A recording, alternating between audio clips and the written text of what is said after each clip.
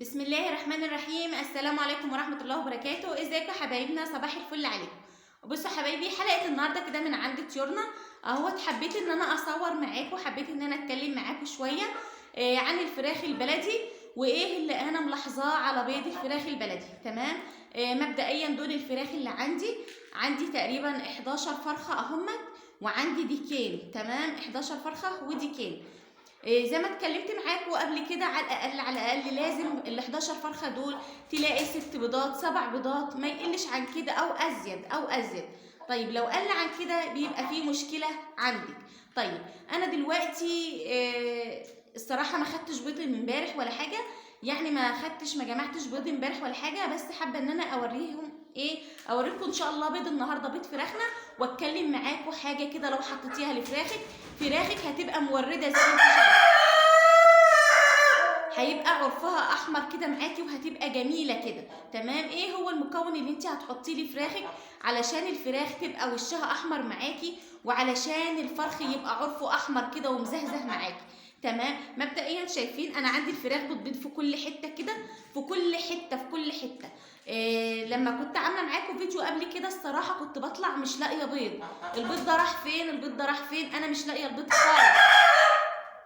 المهم انا كده يعني سبحان الله، فجأة كده ببص لقيت هما بيضين في حتة، ولقيت كمية بيض، بس والله ما عرفتش اصور معاكم يعني فعلا. وكان طبعا في بيض مكسور كتير، هبقى اوريكم المكان السري بتاعهم دلوقتي اللي هما بيضوا فيه.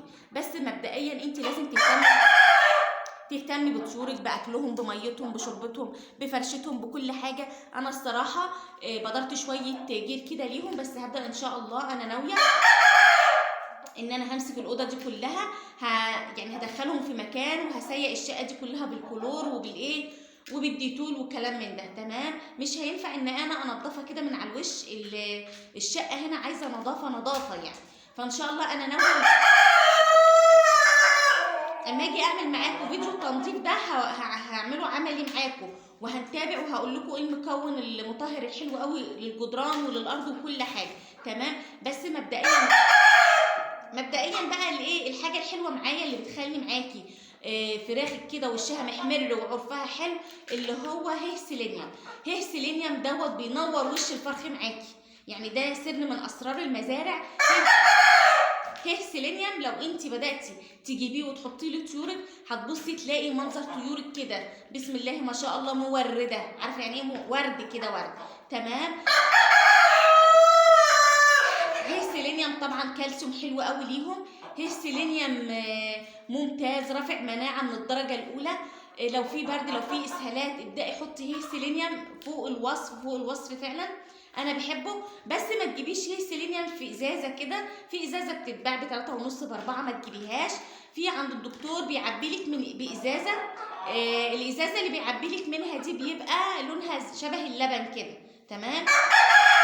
هيسلينيوم بيبقى لونه شبه اللبن، ده رافع مناعه ليهم ممتاز. ابداي اشتغلي معاهم بالثوم، الثوم ممتاز، رافع مناعه ممتاز. فالحاجات دي حلوه قوي هيسلينيوم. طيب بالنسبه بقى انا دلوقتي عايزه ادربهم ان هم يبيضوا في مكان واحد.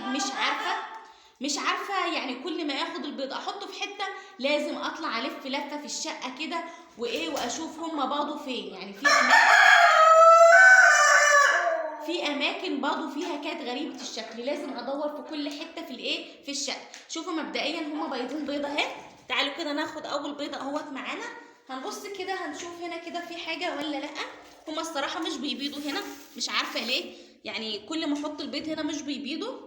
بصوا حبايبي، انا حطيت اول بيضه معانا اهو. تعالوا بقى نتجولوا في الشقه ونشوفوا هما بيبيضوا فين بالظبط. بصوا حبايبي اهو، ده المكان بقى بتاعهم. بس انا كمان عملت ايه، هما كانوا فرن البوتاجاز، معلش الاضاءه مش حلوه، فرن البوتاجاز كان في حته من ورا دي اللي انا سديتها دي، فكانت الفرخه، وكان المكان ده واسع، فكانت الفرخه بتقف توقع البيض هنا. المهم بس خدت شويه بيض حلوين منهم. شايفين؟ تعالوا كده نجمع البيض. بسم الله الرحمن الرحيم. شايفين؟ بصوا بقى، ديت كده بيضه الفراخ البلدي. تمام. ودهيت بيضه الفراخ الايه الجميزه. تمام. ده الابيض وده الجميزي اهو. تمام كده 2 اهوت. ما عنديش طبعا طيور كتيره اهوت. بسم الله ما شاء الله. البلدي حلو، البلدي بيفرط معاكي بيض على طول. يعني البلدي خدي يوميا. يعني عارفه ازاي؟ يوميا هتاخدي بيض فراخ بلدي حلو معاكي قوي. تمام. ادي كده كام؟ 4 وواحده. شايفين برضو بيبيضوا هنا؟ ادي 5. تمام. تعالوا كده نشوفوا في حته تانية. بصوا اهوت برضو ادي 2 كمان اهم. تمام. معانا كام كده اهو؟ هنعد في الاخر. تعالوا كده نشوفوا تاني. تمام اهو. بس شايفين انتم ملاحظين ان البيضه ديت اهي اتكسرت منهم اهي. شايفين؟ خدوا بالكم بقى عشان لو هي اتفتحت هيقعدوا يكسروا فيها. تمام. وهو التاني اهو. بسم الله ما شاء الله، بسم الله ما شاء الله. والله العظيم والله العظيم ده بيض يومين. البيض ده بتاع بيض يومين. تمام اهو. تعالوا كده نعدهم. ادي 1 2 3 4 5 10 بيضات. حلو. طبعا احنا لسه اول اليوم، لسه هيكملوا بيض. يعني هما كده لسه هيكملوا البيض معايا. هما كده لسه ما بيضوش. تمام. في منهم اللي باض وفي لسه اللي لسه. يعني بسم الله ما شاء الله. مشروع الفراخ الابيض عسل عسل عسل. اقصد الفراخ البلدي عسل عسل وخير وحلو. الفراخ البلدي الحر ايوه هي صغيره بس بتفرط معاكي بيض جامد. الفراخ اللي هي المهجن المشعر حلو برضو للبيض بس بتبيض بصفرين. بس البلدي معروفه ان البيضه بتاعتها صغيره كده. تمام. وهي صفرايه واحده. تمام. البلدي معروف ببيضه ان هو صغير وصفرته واحده. تمام. اللي هو اللون الغامق شويه ده هو دوت الجميزي. انما دوت الايه اللي بيبقى فاتح خالص الابيض دوت الايه اللي هو الابيض ده كده ده الايه ده البلدي. تمام. عشان برضو تبقي ايه عارفه تفرقي بين الايه بين البيض. يعني الغامق دوت الجميزي والفاتح الايه البلدي. دي كانت حلقه النهارده. حبيت افيدك واقول لك دخلي الخير في بيتك. طيب ناس هتقول لي انت بتاكلي ايه؟ انا باكل اهوت قدامكم الاكل اهو.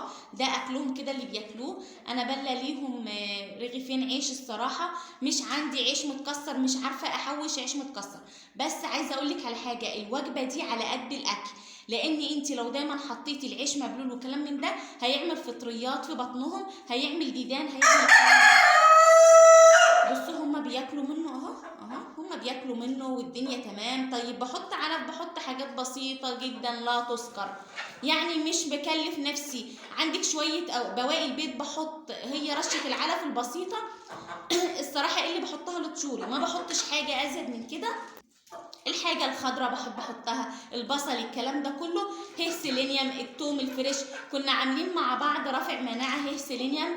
اللي حابب برضو كده ممكن هبقى اسيبهولكوا كده في تعليق وكده. اللي حابب يخش على الفيديو برضو ويشوفوا احنا عملنا ازاي. بس زي ما بقولك لو عرفتي تجيبي هي سيلينيوم خاصة للطيور البلدي هاتلها وشها هينور معاكي، عرفها هيحمر بزيادة، هتبقى منورة. وعلى فكرة مش للفراخ البلدي بس، ده للفراخ البيضة. ده سر من اسرار المزارع في الفراخ البيضة اللي بيخلوا الفراخ البيضة عندهم العرف بتاعهم احمر وجميل كده ومورد، اللي هو الايه اللي هو هي سيلينيوم.